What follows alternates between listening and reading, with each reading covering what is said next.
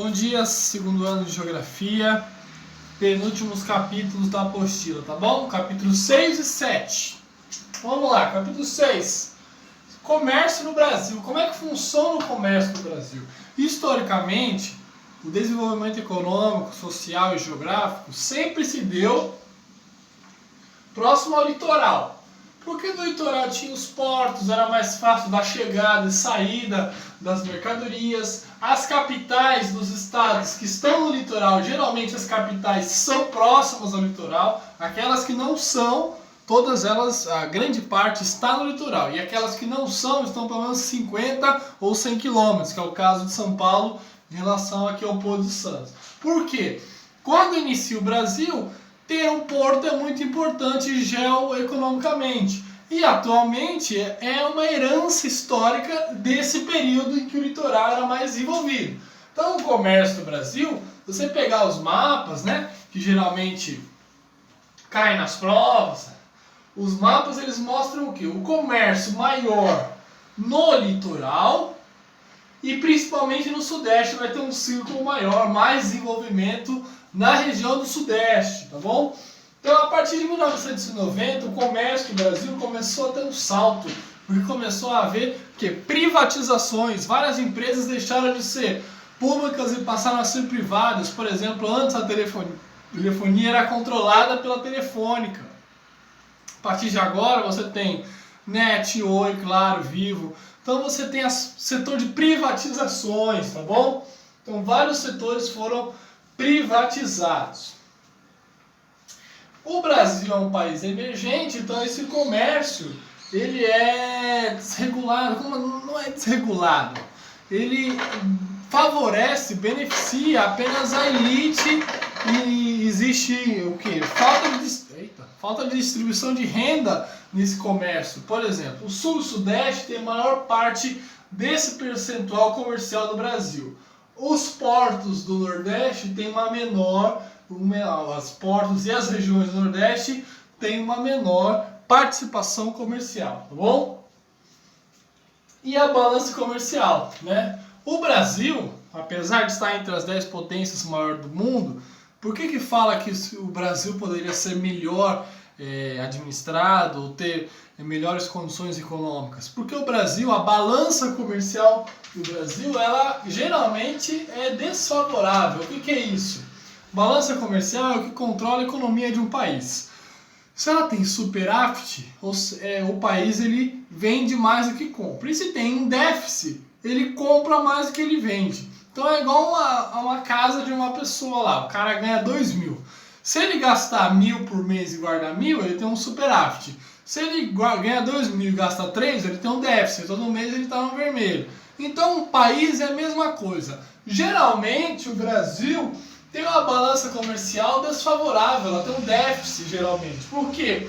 O Brasil ele vende mais commodities. O que são commodities? São produtos de matéria-prima. Produtos sem tecnologia. Saco de soja, saco de arroz, saco de feijão. E isso no mercado internacional é barato, é o chamado commodities, que é o produto bruto. Já um produto com valor agregado dá mais dinheiro para o país, por exemplo, computador, celular, carro. Então você tem o Brasil no comércio internacional como uma grande potência, sim, porque é um dos países que alimentam o mundo devido à grande quantidade de safra agrícola que existe no Brasil. Porém, as relações comerciais levam a balanças comerciais geralmente desfavoráveis, porque vende-se mais commodities, produtos brutos, e não com valor agregado, não com tecnologia agregada a ele, tá bom? O capítulo 7 fala sobre o sistema de transporte. Para um país ser desenvolvido, ele precisa de sistema de transporte integrado. Por que toda eleição aí os caras falam sobre reforma e tal, modificação do transporte? Quando teve a guerra dos caminhoneiros parou tudo, né? Porque o Brasil ele tem um sistema de transporte voltado para a rodovia e isso causa um problema. Se o caminhoneiro parar, acabou o comércio, né? Então nós temos aqui, eu tentei fazer o gráfico A maior parte da matriz, ou seja, do total do comércio do Brasil, é rodoviário, tá bom? O rodoviário é o que predomina. Nós temos o ferroviário ainda com uma participação. O aquaviário, devido à quantidade de rios, tem uma razoável participação. O rodoviário, aéreo, são em menor número. O aéreo é muito caro, né? Então, a matriz de transporte brasileira é baseada no rodoviário, nas rodovias, nos caminhões, né? Grande parte das exportações brasileiras saem lá do litoral por caminhão, pegam as BRs e chegam aqui ou no Porto de Santos ou no Porto do Rio de Janeiro e vão para a Europa. Então a matriz de transporte brasileira é baseada no rodoviário, tá? O rodoviário ele foi instituído a partir de 1960 com o JK, né? As transformações, o JK queria transformar o Brasil em um país do futuro, então ele trouxe os automóveis. Só que para ter automóvel você precisa do quê? De estrada, né? Então por isso houve a implantação das estradas. O sistema ferroviário, ele é um dos mais antigos, ele é a estrutura mais antiga no Brasil, por isso que ainda tem participação na matriz de transporte brasileira.